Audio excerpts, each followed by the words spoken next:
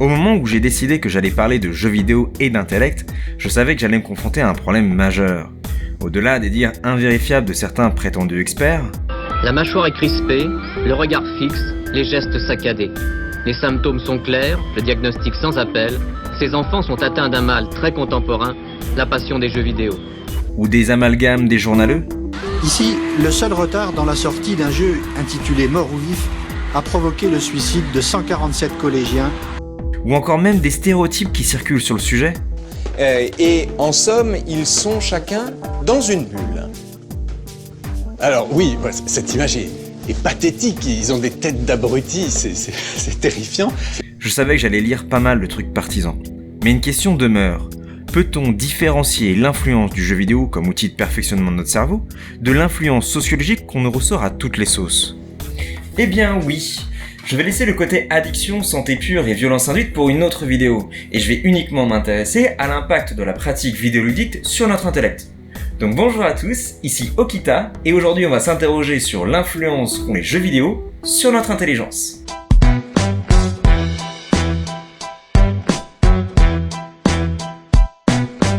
Quand on parle d'intelligence, on parle par facilité de tests de QI. Sauf que les tests d'intelligence, qu'ils soient visuels ou verbaux, ne sont pas universellement applicables. Tout simplement parce que, et je trouve ça assez ouf de le dire, il y a des différences culturelles dans la définition de l'intelligence, comme il y a des différentes cultures dans le monde. On va prendre les USA. Comme point de comparaison. Alors déjà parce qu'il y a énormément d'études sur le sujet là-bas et que c'est une culture extrêmement similaire à la nôtre. Dans la contrée de l'oncle Sam, une augmentation de QI d'au moins 21 points s'est produite entre 1918 et 1989, avec une progression particulièrement forte entre 1972 et 1989. Si on s'arrête là, c'est génial, mais c'est un peu mensonger. Don't lie to me. Parce que la super progression du QI des requins ne fait pas intervenir d'éléments de langage. Et là, le constat est un peu moins glorieux. On a une progression à peine perceptible du QI verbal, en même temps qu'une diminution significative des résultats obtenus au test d'aptitude verbale SAT. Le SAT est une sorte de test qui mesure les compétences en littérature et en écriture qui sont nécessaires, en théorie, à la réussite scolaire en université. Il nous faut alors différencier dès maintenant les aptitudes verbales et non verbales. Et notre question d'origine se précise, les jeux vidéo ont-ils un lien avec l'élévation récente des QI non verbaux ? Mais en vrai, pourquoi est-ce qu'on se pose la question ? Et c'est à ce moment-là qu'on va introduire cet homme, James Flynn, qui en plus de porter merveilleusement bien la barbe, a fait une observation plutôt cool. En gros, l'effet Flynn, c'est l'accroissement lent et inexorable du niveau moyen des tests de QI observés depuis 100 ans dans les pays industrialisés. Grâce à la standardisation des tests de QI, on peut vraiment faire une observation objective sur les résultats. Bien qu'il y ait des limites à ce phénomène et qu'il soit pas mal critiqué, le fait est qu'il y a eu une progression dans la valeur moyenne du QI. Et il semble intéressant de se demander pourquoi. Nos ancêtres n'étaient pas des débiles mentaux. Alors comment expliquer une telle différence ? Il y a énormément de facteurs possibles, comme la santé ou la sécurité. Mais l'un des facteurs clés sera les technologies de l'information et de la communication. Terme très chiant et un peu pompeux pour désigner le cinéma, la télévision et les jeux vidéo. Si la télévision et le cinéma en tant que mass média a pu aider à l'apprentissage d'un vocabulaire, il semble qu'il soit plutôt basique et assez limité. De plus, il apparaît que le langage télévisuel est très contextualisé par l'image, ce qui empêche une appropriation en profondeur des nuances. Mais nous, ce qui nous intéresse, c'est bien le dernier facteur, les jeux vidéo. Le premier jeu que les chercheurs ont étudié, c'est Tetris. Pas par sympathie pour le Soviet suprême, mais parce que c'est un jeu populaire plutôt ancien, et donc du coup on a des données sur le long terme. Certains chercheurs ont travaillé sur les effets de Tetris sur la manipulation mentale des images dans l'espace. Un type de tâche très couramment utilisé dans les tests de QI non verbaux. L'assemblage de pièces d'un puzzle est un exemple. Dans leurs expériences, 6 heures de pratique de jeu ont amélioré les performances à plusieurs tests classiques. Si le genre puzzle game requiert la manipulation d'objets bidimensionnels dans l'espace, d'autres jeux et d'autres tests font intervenir la manipulation mentale d'objets tridimensionnels représentés en 2 dimensions. Il s'agit là d'un niveau plus complexe de représentation mentale de l'espace.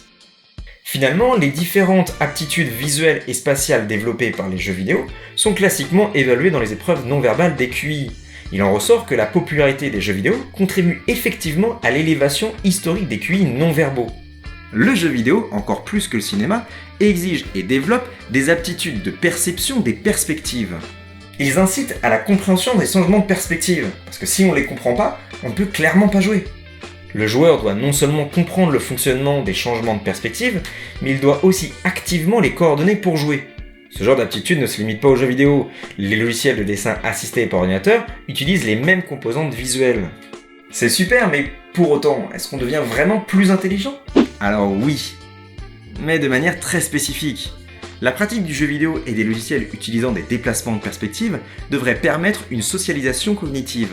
Encore un terme un peu pompeux et un peu chiant qui pourrait se résumer par l'appropriation intellectuelle des mécanismes de logique et des normes en groupe. Ainsi, au cours de cette fameuse socialisation, les utilisateurs ou joueurs s'approprient les outils logiciels au point qu'ils deviennent des outils d'apprentissage. Les jeux vidéo se prêtent particulièrement bien à la socialisation, puisque l'aspect communautaire est l'un des principaux arguments de vente pour certains jeux. Et c'est justement l'entraide dans un groupe qui facilite l'apprentissage. Ces outils, donc, une fois bien intégrés par les utilisateurs, ouvrent la voie de nouvelles découvertes. Avec le développement des nouveaux modes de communication technologique et visuelle, il y a eu une évolution dans l'importance relative entre les supports écrits et les supports visuels. Cette évolution s'est faite au détriment de l'écrit et à l'avantage des images et des représentations graphiques. Évidemment, les jeux vidéo insistent sur les représentations graphiques, mais les expérimentations de paradoxes visuels ne sont pas inintéressants pour l'entraînement intellectuel. Bien au contraire.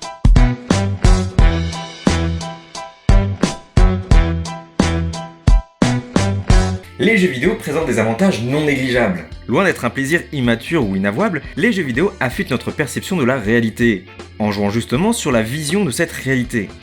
Surtout, ils peuvent être bénéfiques à tout âge dans de nombreux domaines de la pensée.